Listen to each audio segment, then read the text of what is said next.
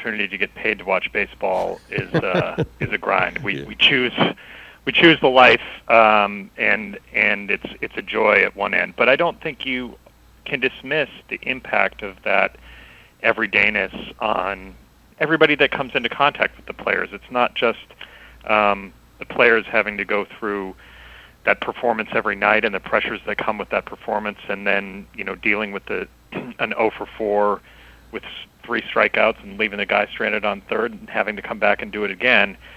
There's a whole apparatus around them that fits into that schedule that has their lives dictated by that schedule. It's really all-consuming and very different than any other team sport, and that's kind of why I wanted to build the.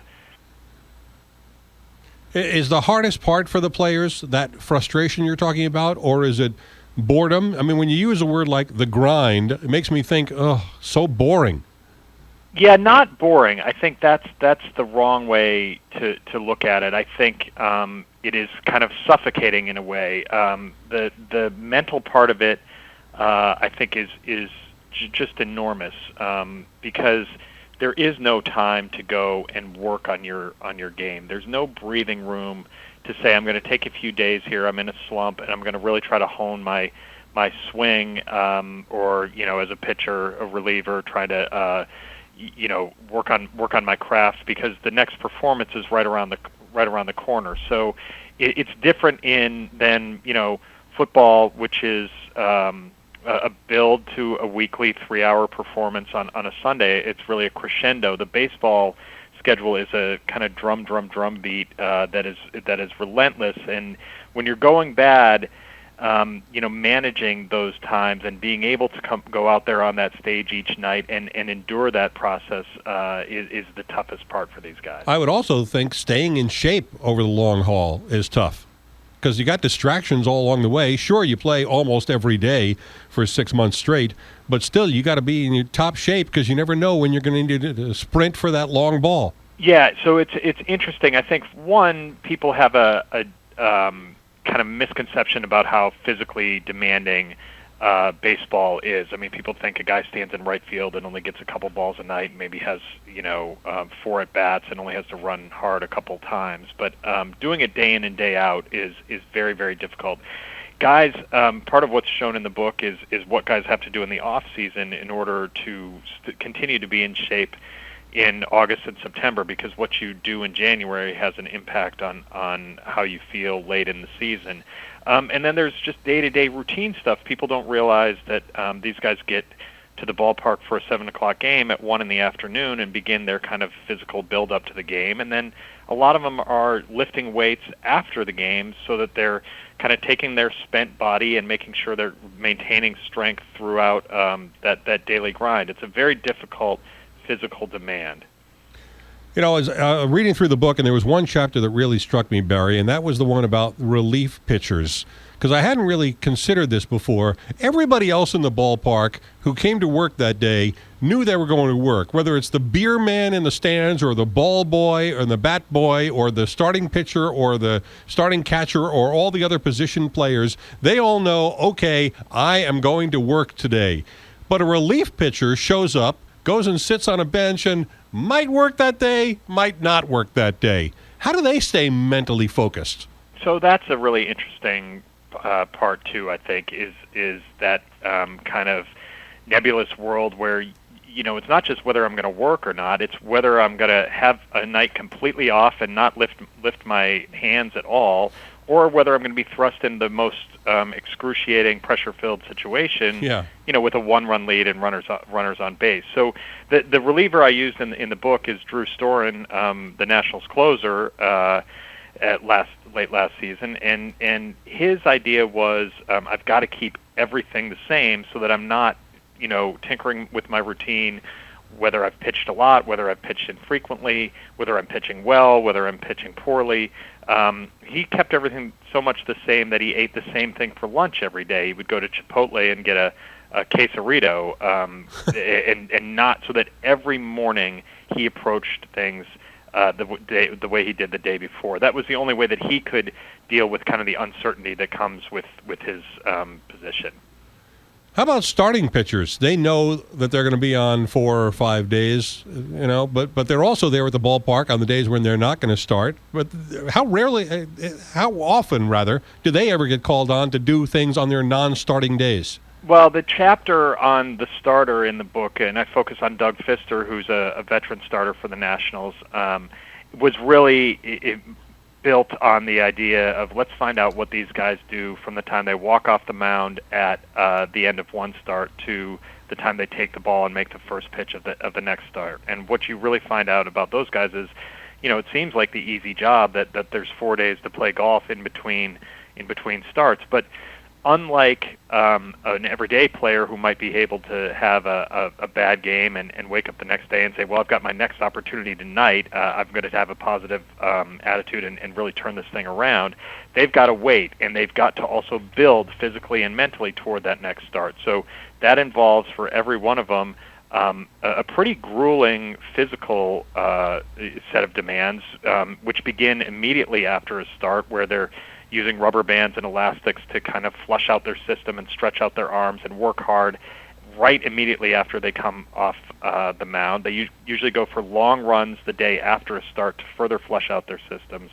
And then there's also a mental buildup in terms of looking at video, having a bullpen session in between, refining things, not working too, there's a balance there. How hard do I work in between starts so I'm not spent for the next time out? This is a real process that I think people don't understand very well.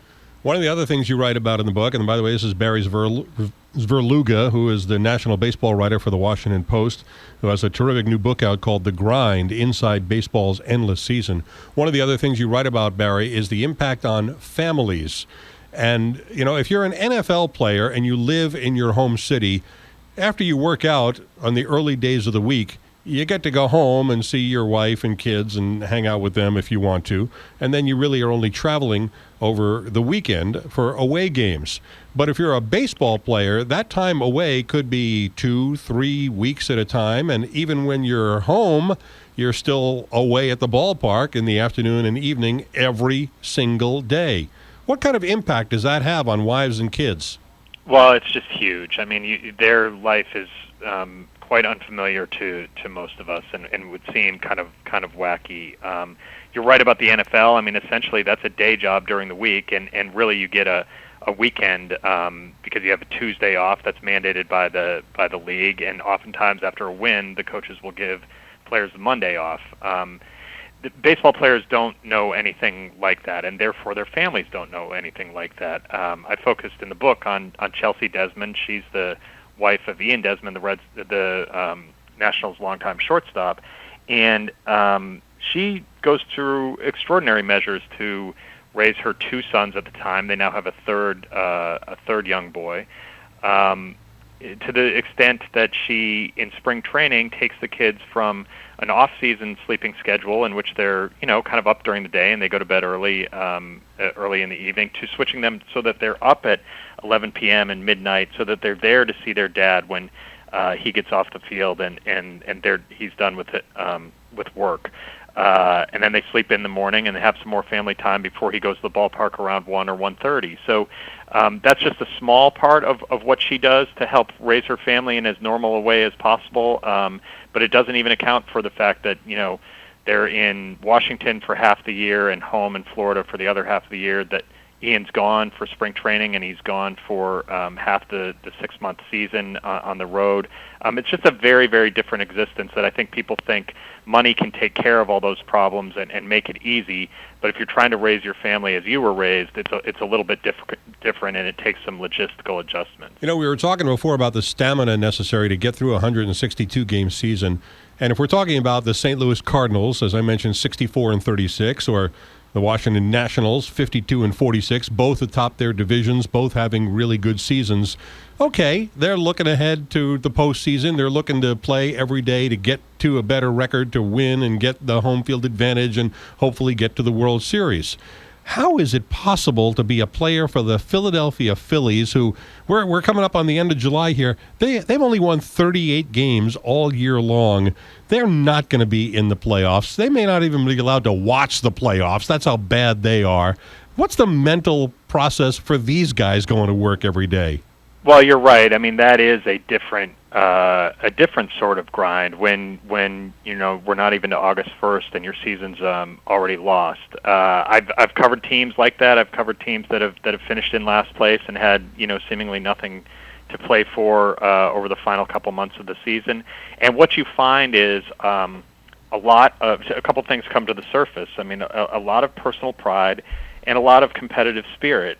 These guys are athletes who are not used to being in those situations. Most of them, if you're at that major league level, you probably have not played on losing teams your whole life. You've been a part of winning teams and winning programs. And as difficult as it is, these kinds are kind of programmed that, look, it's their reputation. It's their personal reputation, both in how they play, and it's their professional reputation in how they handle it, and how do they go out and try to compete every night, despite the fact that, as you said, the Phillies are woeful and in last place and really have not a lot of hope in terms of winning anything meaningful. But personal pride, professional pride, they both take over. You don't see guys who dog it over those last couple months. This is a very Darwinian kind of existence. They can play themselves out of jobs and out of the majors if they really act in a non-professional way in those situations. I'm also thinking about the 23rd, 24th, and 25th guys on the roster. The backup utility infielder, the backup outfielder, the backup catcher. They've got to be sitting on the bench thinking, nope, you don't have to call on me today. I'm good. Well, yeah, that can be true. I mean, that definitely can be true. But think about those guys do not have the kind of guaranteed millions of dollars contract. No. In the book I wrote about in a chapter that's called The 26th Man, a guy for the Nationals who was toggling between the minors and the majors, and what a difference that is, both in pressure and existence. The major league minimum salary is more than $500,000 a year. A guy in the minors is making $12,000 or $14,000 a month. That's a real tangible difference in your lifestyle and your future. Every day in the majors is more money for a guy that isn't guaranteed stuff in that situation. So I just think that those guys, while it might seem like, well, this is a wear and tear and I don't want to go play, every opportunity that they have to show what they can do, they take seriously because it really can affect their futures. Yeah. All right, one last thing I want to ask you, Barry, is if you would tell me a story about an equipment guy or somebody who works in the locker room, the people who, as we mentioned, they go to work every day. They're not like a relief pitcher. They don't know if they're going to have to be out there on the mound today or not. They got to work in the locker room. They got to wash the socks. They got to do all of that sort of stuff. Tell me one story about the grind for them. Well, and there is a chapter about the clubhouse manager and the traveling secretary there, because I think they're so essential. The chapter's called The Glue for a reason, because this whole operation doesn't run without them. Mike Wallace, the clubhouse manager for the Nationals, on any given day is sewing a button on a guy's uniform that came off in mid game, doing loads and loads of laundry. These thankless jobs that really, if he went away for a week, the whole operation would collapse. There's a whole orchestra behind the performers here that prop them up and put them in position to do their jobs and make it look quite seamless. Yeah, I don't know if it's him or somebody else in your book who says that guy could walk in here naked, and when he goes out on the field, he's going to look right. That's exactly right. Mike Wallace said, look, when they get a new player, bring him through the door, whatever he's like, in half an hour we're going to have him ready to play in a major league game. That's their job, to put them out there to do the performance that we see. Well, you've given a fascinating look at a perspective of baseball that a lot of people have not thought about before. I know I enjoyed the read, and I'm sure baseball fans will as well. It's called The Grind, Inside Baseball's Endless Season. Barry Svrluga, thank you so much for joining me here today. Really appreciate it, Paul. Thanks for having me. I'm Paul Harris. This is the Big 550 KTRS.